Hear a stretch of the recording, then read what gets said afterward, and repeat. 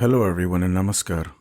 So today I'm gonna read another story from the late Acharya Ramananda Avadhuta's book, and this story is titled "Fresh Lemon Water."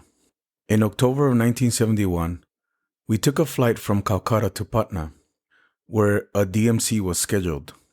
Our flight was at 7 a.m., so we had to leave very early for the airport. Whenever we traveled, I would carry 2 flasks with me for Baba, one for water and the other for juice or lemon water.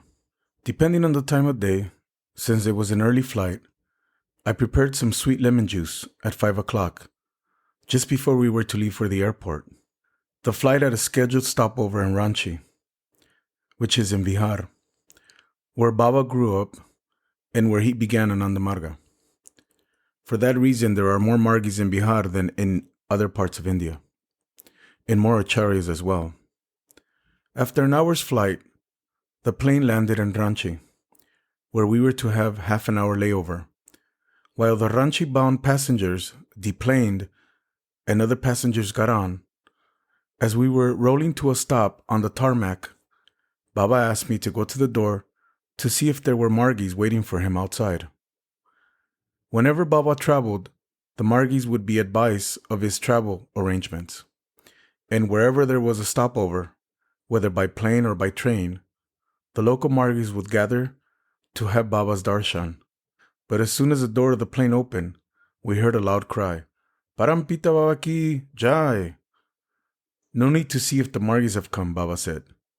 "Just go and show yourself at the door, so they know that we have come."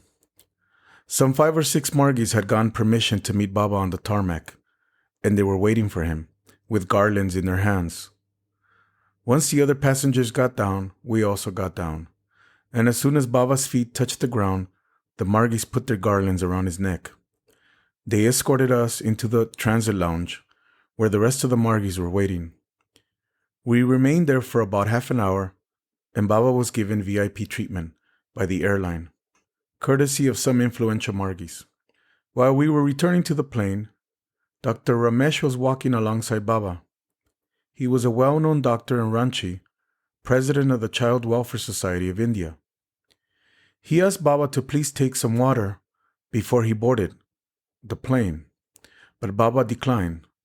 "I am thirsty," he said, "but I cannot drink while walking. I will take something on the plane." Once the flight took off, Baba asked me if he could have a glass of fresh squeezed lemon water. "Yes, Baba," I said. "I have a thermos of sweet lemon juice right here." "Is it fresh?" he asked. "I prepared it this morning, Baba, just before we left." "Then how can you call it fresh? Fresh is when you prepare it and give it to me. That is fresh.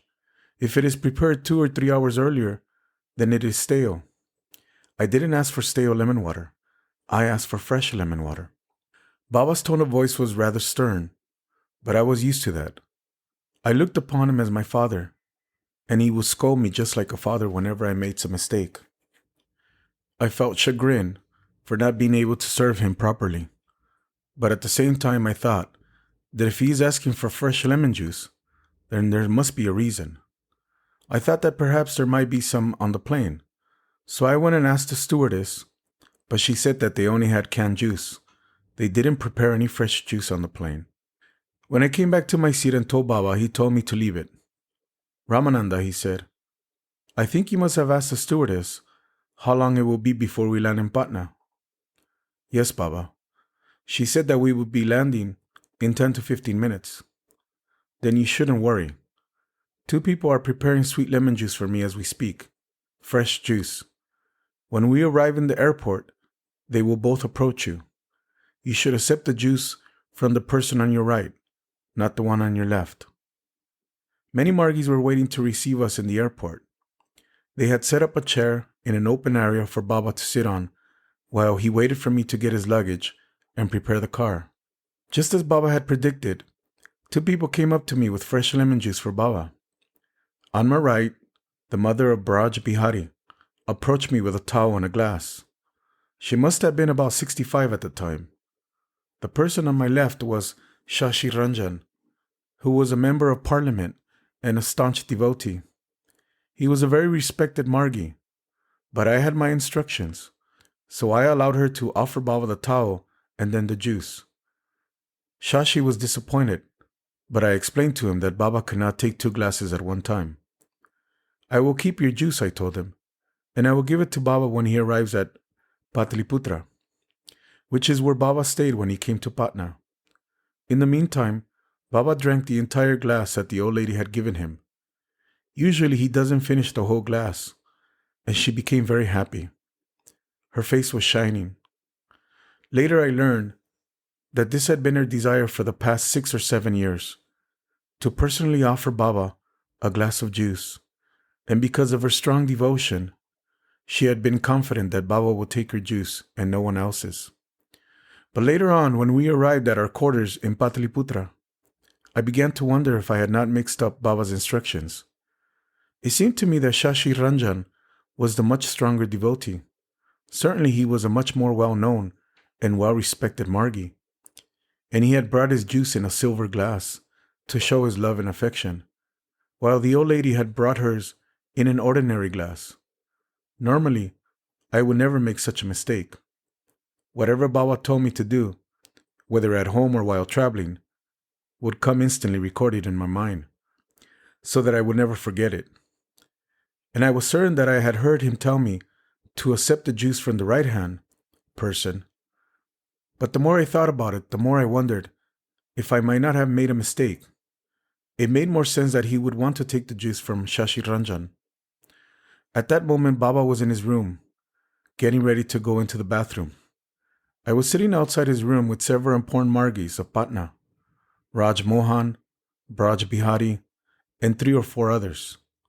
Suddenly the door opened, and Baba was standing there in his lungi and a t-shirt. He called us into his room and said, "All of you, listen. Ramananda has some confusion in his mind, and I want to clear it up in front of you before I take my bath." Before we landed, I told Ramananda that 2 people would come to offer me juice, and that he should accept the juice from the person on his right. But now he is worried that he might have made a mistake, that he might have misheard and should have accepted the juice from the person on his left. But what he did was correct.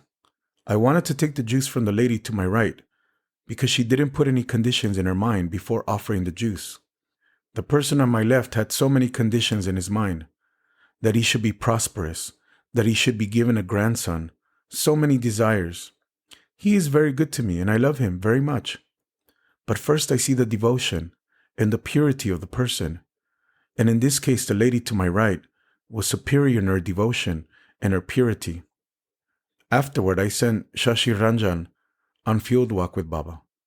Baba talked with him for some time while they were walking, and Shashi was very happy. Thank you.